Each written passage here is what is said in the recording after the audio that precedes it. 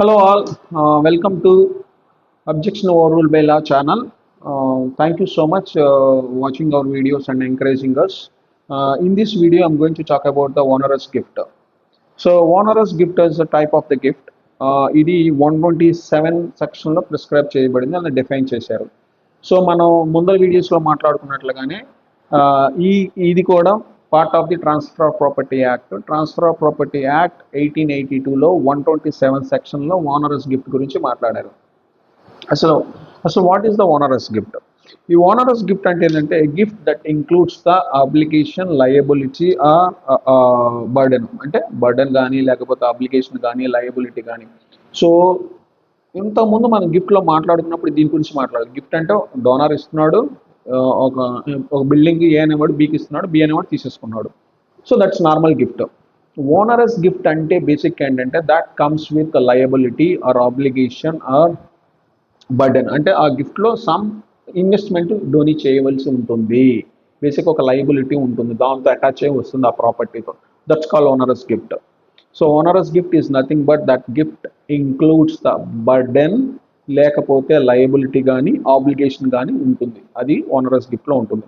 దాని ఎగ్జాంపుల్ వచ్చేసరికి, for example, if you accept that gift has something heavy maintenance for example, లేదా there is a డెప్ట్ attached to that property, అది కూడా ఒక ఆబ్లిగేషన్గా ఆ ప్రాపర్టీతో నీ గిఫ్ట్తో పాటు వస్తుంది. సో దీంట్లో 3 రూల్స్ ఉన్నాయి, or 3 specific or 3 types of gifts ఉన్నాయి. ఫస్ట్ వచ్చేసరికి ఆ గిఫ్ట్ అనేది సింగిల్ ప్యాకేజ్లో రావడం. అంటే ఏంటంటే ఒక ట్రాన్సాక్షన్, ఒక డీడ్, దాంట్లో మల్టిపుల్ ఆఫ్ ప్రాపర్టీస్ కలిపి ఒకే ట్రాన్సాక్షన్ ఒకే డీడ్లో రావడము. అందుట్లో ఏవైతే ప్రాపర్టీస్ యాడ్ చేయబడిన ఒకే ట్రాన్సాక్షన్లో కొన్ని నీకు బెనిఫిట్ అవుతాయి, కొన్ని నీకు బెనిఫిట్ కావు. ఫర్ ఎగ్జాంపుల్, ఏ అనేవాడు డోనరు, బి అనేవాడు డోనీ అనుకోండి. దాంట్లో ఒక ఎక్స్ కంపెనీ షేర్స్ ఇస్తున్నాడు, ఒక వై కంపెనీ షేర్స్ ఇస్తున్నాడు.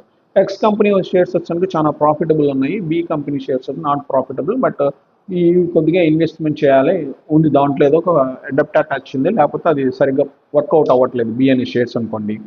సో ఆ మొత్తం ఏ అయితే ప్రాపర్టీస్ అన్నీ ఒక సింగిల్ ట్రాన్సాక్షన్, ఒక సింగిల్ డీడ్లో ఉన్నాయి కాబట్టి బి అనేవాడు either accept as a transaction, benefit అయ్యి బెనిఫిట్ కానివి రెండు యాక్సెప్ట్ చేయాలి, లేకపోతే రెండింటిని రిజెక్ట్ చేయాలి. అంటే full the transaction should be rejected or accepted. అంతేగాని ఏదైతే బెనిఫిట్ ఉంది నేను తీసుకుంటానండి, బెనిఫిట్ లేని నాకు వద్దని చెప్పడానికి వీలేదు. So it is coming as a package. So ఈ రూల్లో కీ ఇంగ్రీడియంట్స్ వచ్చేసరికి single transaction, single deed, multiple of properties coming as part of the package. 4th ingredients వరకు కొన్ని బెనిఫిట్ అవ్వచ్చు, కొన్ని బర్డెన్ అవ్వచ్చు. సో డోనీకి అవకాశం లేదు సగం తీసుకుంటానని సగం తీసుకోలేను. Only he can give a consent that I will take the transaction, మొత్తం తీసుకుంటాను లేదా మొత్తం రిజెక్ట్ చేస్తున్నాను. ఆ కన్సెంట్ మాత్రం డోనీకి ఉంటుంది ఫస్ట్ రూల్ ప్రకారం. సెకండ్లో ఇంకోటి ఏంటంటే ఇంకో టైప్ ఆఫ్ ఓనరస్ గిఫ్ట్ ఉంది.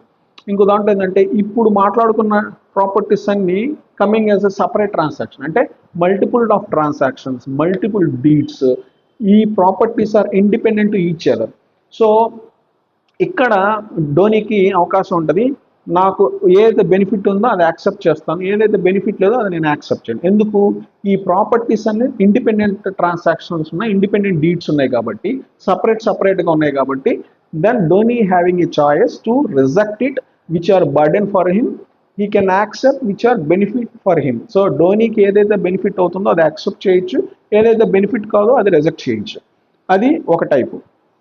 మూడోది ఏంటంటే ఈ onerous gift to minor and incompetent person or unsound mind. అంటే మైనర్ వాళ్ళకి ఇలాంటి ఈ ఓనరస్ గిఫ్ట్ మన డెఫినేషన్ ప్రకారం that gift includes the burden or obligation or liability.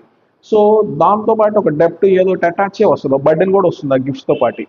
So ఆ గిఫ్ట్ అనేది ఈ మైనర్కి ఇచ్చినప్పుడు కానీ, లేకపోతే అన్సౌండ్ మైండ్ వాడికి ఇచ్చినప్పుడు కానీ, అన్కాంపిటెంట్ పర్సన్కి ఇచ్చినప్పుడు కానీ, ఇచ్చినప్పుడు వెంటనే అది బౌండ్ ఓవర్. అంటే ఎవడైతే డోనీ తీసుకున్నాడో is not liable to clear the debts or supporting that liability.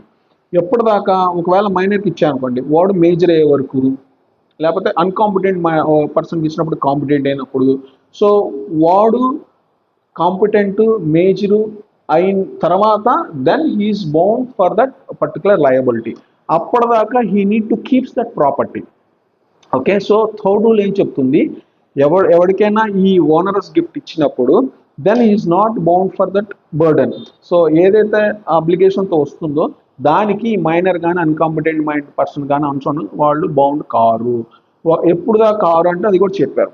ఒకవేళ మైనర్ మేజర్ అయితే then till that point if he keeps that property then he is having the obligation or responsibility to fulfil that liability. So unsound mind sound mind అవ్వడం కానీ, competent person అయినప్పుడు కానీ, minor major అయినప్పుడు కానీ, so ఆ correct స్టేజ్కి వచ్చిన తర్వాతే ఈ బర్డెన్ ఏదైతే ఉందో ఆ బర్డెన్కి క్లియర్ చేసుకోవడానికి బౌండ్ అవుతారు, కానీ లేకపోతే బౌండ్ అవ్వరు అనేది మనకి ఈ ఓనరస్ గిఫ్ట్లో థర్డ్ పాయింట్ చెప్తుంది. సో బేసిక్గా ఓనరస్ గిఫ్ట్ అనేది 127 సెక్షన్ డిఫైన్ చేస్తుంది. ఓనరస్ గిఫ్ట్ అంటే it is an a gift that includes the burden, obligation, liability. అంటే గిఫ్ట్తో పాటు ఇవి కూడా వస్తాయి, లయబిలిటీస్ కూడా. ఆ గిఫ్ట్ నువ్వు తీసుకున్నావు కాబట్టి ఆ donee is liable to clear that burden. So ఆ లయబిలిటీస్ని కూడా నువ్వు రెస్పాన్సిబుల్గా నీకు గిఫ్ట్తో పాటు వస్తుంది. That is called onerous gift. దాంట్లో 3 ఉన్నాయి. ఒకటేమో అన్ని ప్రాపర్టీస్ని కలిపి ఒకే ట్రాన్సాక్షన్ ఇవ్వడము. సో అప్పుడు డోనీకి అవకాశం ఏంటంటే ఆ గిఫ్ట్ని యాక్సెప్ట్ చేయడం, రిజెక్ట్ చేయడం. ఎందుకంటే బెనిఫిట్ వచ్చే తీసుకుంటాను, నాన్ బెనిఫిట్ రాని తీసుకోవడానికి అవకాశం. యాక్సెప్ట్ యాజ్ అ ట్రాన్సాక్షన్ లేదా రిజెక్ట్ చేయడం ఆ అవకాశం ఉంటుంది. ఇంకో టైప్ ఏంటంటే ఇండిపెండెంట్గా ఉంటే దాంట్లో నీకు బెనిఫిట్ ఉన్నాయి తీసుకో, బెనిఫిట్ లేని డోని రిజెక్ట్ చేయొచ్చు. మూడోది వచ్చేసరికి ఏంటంటే ఈ ఓనరస్ గిఫ్ట్ టు మైనర్ కానీ, అన్సౌండ్ మైండెడ్ కానీ, లేకపోతే అన్కాంపిటెంట్ పర్సన్కి ఇచ్చినప్పుడు then he is not bound by the burden ఎప్పటిదాకా. But when he becomes major, sound mind, competent person అయినప్పుడు he is bound to particular burden if he keeps the property till that point. వాడి దగ్గర ఆ property అప్పటిదాకా ఉండి ఆ బర్డెన్ కూడా ఉంటే వాడు మైనర్ మేజర్ అయితే, కాంపిటెంట్ అయినప్పుడు then is bound by the burden. Thank you so much for watching your videos. As usual, I'm keep saying that if you want to take any kind of legal decision, please always consult the advocate and refer the different acts or specific acts which related to your cases. So legal decision ఏవైనా తీసుకుందాం అనుకుంటే మీరు అడ్వకేట్ని consult అవ్వండి, దాని specific acts చదువుకొని then you please take your legal decision. Our videos will help you to understand the particular concept. మా videos అన్నీ మీ ఆ కాన్సెప్ట్ని అర్థం చేసుకోవడానికి కొంతవరకు సపోర్ట్ చేస్తుంది. మీరు ఒకవేళ లీగల్ డెసిషన్స్ ఏమైనా తీసుకోవాలంటే please consult the advocate and ఏదైనా స్పెసిఫిక్ యాక్ట్స్ ఉంటే వాళ్ళని రెఫర్ చేసుకొని మీరు డెసిషన్స్ తీసుకోవాలని మేము రికమెండ్ చేస్తున్నాం. Thank you so much.